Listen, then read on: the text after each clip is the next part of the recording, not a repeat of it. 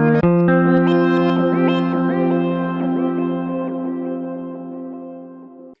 I'm Robin Shooter, founder of Empowered Total Health. Welcome to this week's weekly update.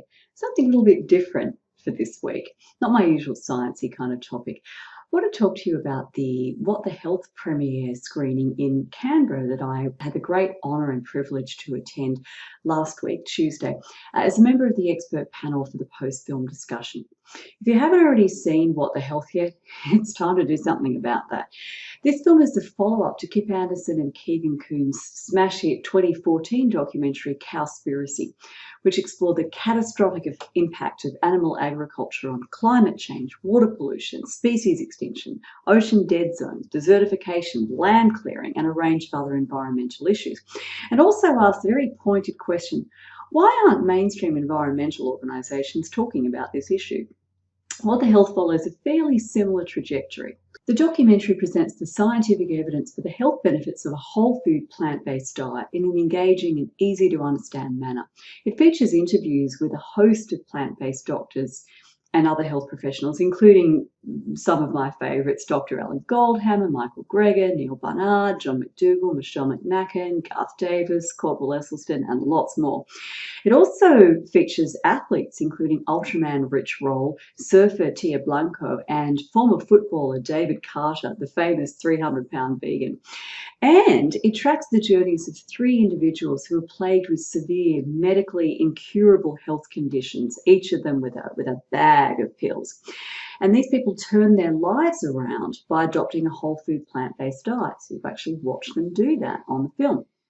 Along the way, Kip Anderson has some very pointed conversations with representatives of organisations such as the American Cancer Society, the American Heart Association, and the American Diabetes Association.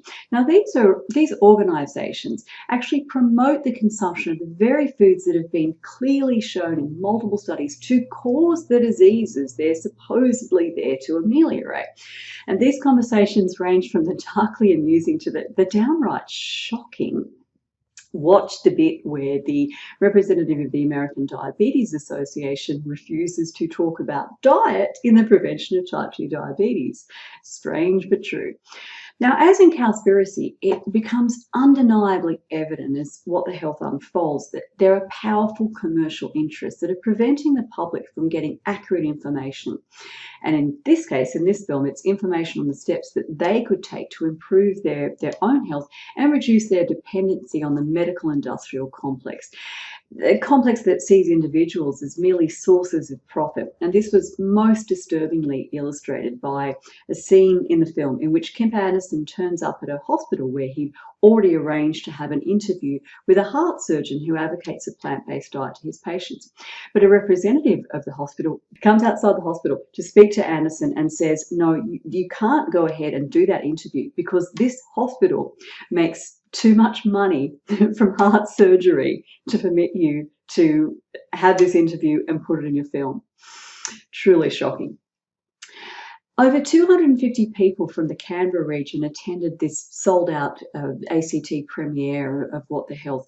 It was held in the beautiful buildings of the National Film and Sound Archive, which if you haven't visited in Canberra, that's a must-see. The panel moderator was Catriona Reid, and she asked a brilliant question before we launched into the panel discussion. First of all, she asked the audience to raise their hands if they were already eating a plant-based diet, and a very significant proportion did so. And that's what you expect, really. With a lot of these documentary screenings, there's a fair bit of preaching to the choir. But then she asked of those who hadn't raised their hands, who weren't already eating a plant-based diet, who among them had been inspired by the film to move in that direction? And virtually every one of those hands went up, which was a really great moment for all of us to see. And that's where the panel discussion came in. Now, I've been invited to other documentary screenings before to be the guest expert for the post-film Q&A session. I've done this at Forks Over Knives screenings and Eating You Alive screenings, and I know from that how important it is for people whose eyes have been opened to new possibilities for how they could eat and the impact that that could have on their health, to get reliable answers to the questions and concerns that inevitably pop up. Where do you get your protein? What do I do about my pills? And so forth. And these questions, if they don't get answers to them, might inhibit them from making significant changes to their diet and lifestyle. On the panel, we had Andrew Davies, an intensive care physician from Melbourne, Dr. Stephanie Dakin, who's a GP registrar from the ACT, just completing her training as a doctor, Claire Mann, a psychologist from Sydney and also a friend of mine, and of course me. So we brought a very wide range of both professional and personal experiences with whole food plant-based eating to the discussion. Andrew very poignantly shared how most of the people that he treats in the ICU are there because of their diet and lifestyle habits. And Stephanie explained that her personal plant-based epiphany, her transformation of her own health, had actually propelled her to take the extraordinary step of going back to university to study medicine in her 40s so that she can help to transform our dysfunctional medical system from within. Claire shared her perspective as a psychologist. She's not only counselled many individuals through the social and relationship difficulties that almost invariably arise when you adopt a way of eating that deviates so dramatically from the mainstream. She's also developed a wonderful app, Vegan Voices, which teaches crucial communication skills that help vegans and other plant-based eaters to navigate social difficulties with grace and ease. But many of the audience's questions related to specific health problems such as Crohn's disease and Hashimoto's thyroiditis. And because I was the only panellist whose practice is actually founded on the use of plant-based nutrition to overcome disease and optimal health, I ended up answering those questions. And they were very good questions. Now, Andrew Davies recorded the panel discussion and he'll be releasing it as an episode of his New Normal podcast. While you're waiting, you might like to check out the panel discussion from the Melbourne What the Health premiere, which is episode number 4 on Andrew's New Normal podcast. All the links are in the article that accompanies this website.